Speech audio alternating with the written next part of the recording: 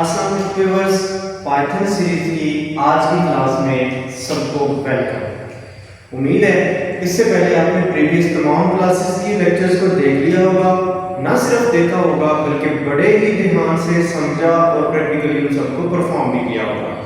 आज की क्लास का हमारा टॉपिक है लूप्स। लूप्स को पिछली क्लास में हमने डिटेल से समझा था।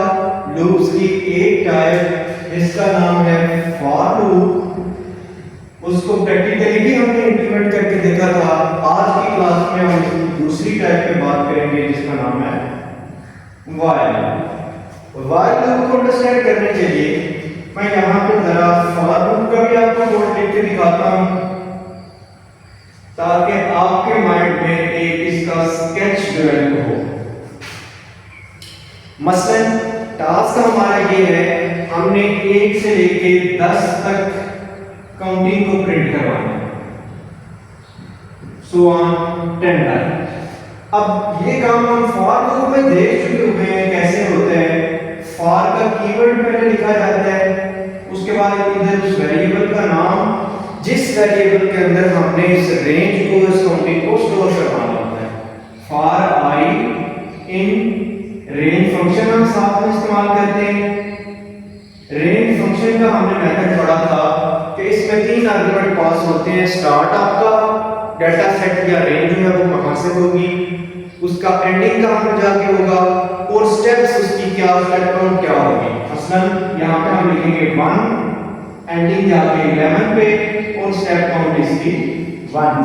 अब आई नाम के वेरिएबल के अंदर ये वाली रेंज जो है 1 से लेके 11 तक एक स्टेप से ये स्टोर हो चुकी है। अब मैं करना क्या चाहता हूं, नेक्स्ट टाइम पे हम लिखेंगे कि जितनी दफा ये लूप चले हर दफा प्रिंट करवा दो उसी आई की वैल्यू को। आई की स्टार्टिंग वैल्यू क्या होगी 1 और 1 प्रिंट हो जाएगा। दूसरी इटरेशन में जब लूप का दूसरा चक्कर चलेगा, साइकिल जब चल रहा होगा, दूसरी दफा आई की वैल्यू इंक्रीमेंटेड बाय 1 2 हो जाएगी, 2 प्रिंट करवा देगा, फिर 3 फिर 4 फिर 5 और चलती जाएगी। कब तक? जब तक 11 ना आ जाए। अब अगर यही काम हमने व्हाइल लूप की मदद से करना होता तो उसके लिए बस सिंटैक्स का थोड़ा सा फर्क आएगा। क्या फर्क होगा?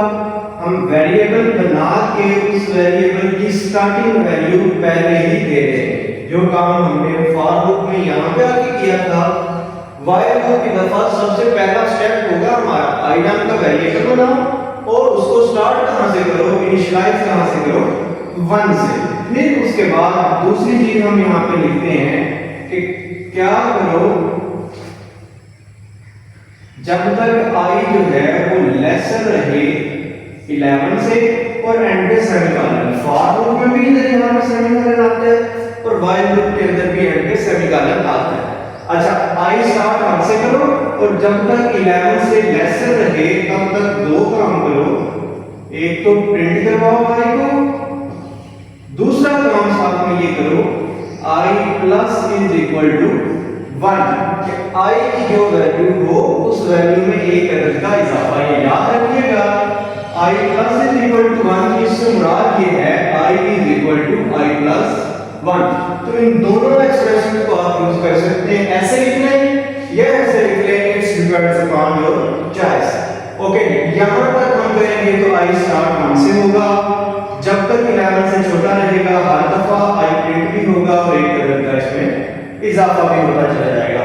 तो इन दोनों प्रोग्राम्स को करने का काम दोनों से सेम करना है, बस इन दोनों को लिखने का सिंटैक्स जो है वो आपस में डिफरेंट है। ओके जी, आते हैं अपनी एप्लीकेशन पे। वेरिएबल डिक्लेयर करता हूँ मैं आई और इसको स्टार्टिंग वैल्यू दे देते हैं 1। उसके बाद नेक्स्ट लाइन पे व्हाइल आई लेस देन 11 और आगे आ जाएगा सेमीकोलन। अच्छा, जब तक ये कंडीशन ट्रू रहे तब तक क्या काम करे, आई की वैल्यू को प्रिंट करवाता रहे। और आई चूँकि 1 से शुरू हो रहा है और 11 से जब तक छोटा रहे तब तक क्या करे, आई प्लस इज इक्वल टू 1। अब इसको जब मैंने रन किया तो 1 से लेके 10 तक उसने काउंटिंग को प्रिंट करवा दिया है। वापस चलें, अब कोडिंग में थोड़ी सी तब्दीली करते हैं। आई को मैं कहता हूँ जब तक 11 नहीं बल्कि ऐसा करें यहाँ पे 1 की बजाय 2 कर दें कि 2 के गैप से स्टेप जो है वो 2 हो जाए। अब कोड को रन किया तो देखें 1 3 5 7 9 स्टार्टिंग वैल्यू 1 नहीं बल्कि 2 करें ताकि इवन नंबर्स शो हों। अब देखें 2 4 6 8 और 10। अब जाके एंडिंग नंबर जो है उसको एक दफ़ा तब्दील करके देखें। 11 की बजाय मैं 21 करता हूँ तो कोड को रन किया तो अब 2 से लेके 20 तक उसने हमें आउटपुट डिस्प्ले करवा दी है।